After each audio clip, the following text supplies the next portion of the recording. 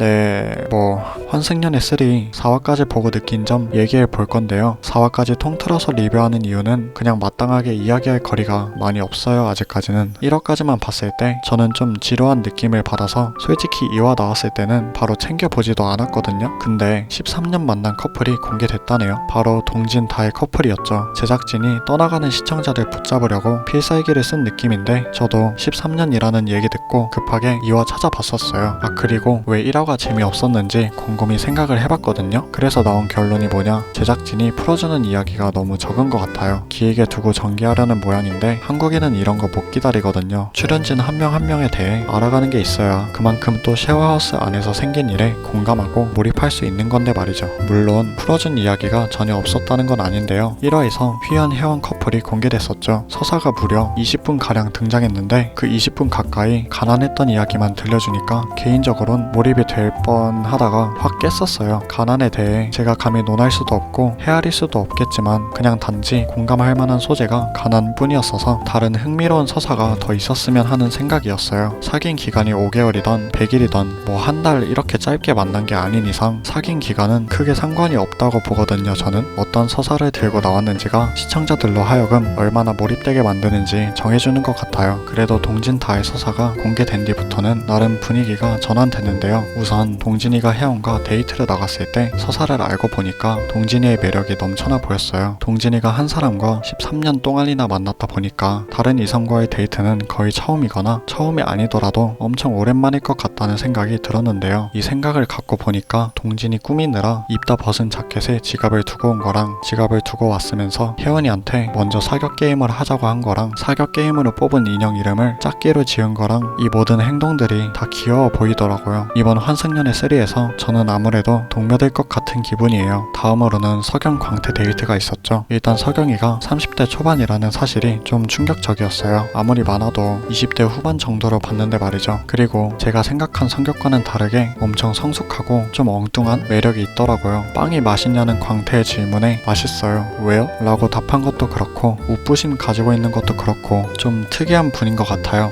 그리고 광태가 석영이의 경동맥을 짚어보는 장면이 있었죠. 이 장면에 대해서도 이야기가 많던데 소신 발언을 좀 하자면 광태가 스킨십 할 때마다 속이 니글거리는 건 저도 인정해요. 근데 연애 프로그램에서 플러팅 하는 걸로 그 사람을 지나치게 비난할 필요는 없는 것 같아요. 광태 같은 캐릭터가 연프에서 얼마나 소중한데. 마지막으로 다혜 주원 데이트가 있었는데요. 저는 개인적으로 주원을 좀 다시 봤어요. 처음에는 딱히 인상 깊지 않는 인물이었는데 갈수록 재밌어지더니 다혜와 데이트를 하면서부터는 멋있어 보이기까지 하더라고요. 특히 다혜가 서사가 강한 연애를 했다는 걸 눈치채고 제가 재밌게 해드릴게요 라고 말했던 장면은 많이 섬세하고 배려 깊어 보였어요. 여기까지가 제 리뷰인데요. 뭔가 리뷰하다가 만 느낌이 들었다면 정상이에요. 다룰 내용이 더 이상 없어요. 저번 주에 왜 4화 하나만 띡 공개한 건지 잘 모르겠네요. 그럼 전 이만 다음 영상에서 찾아뵙겠습니다.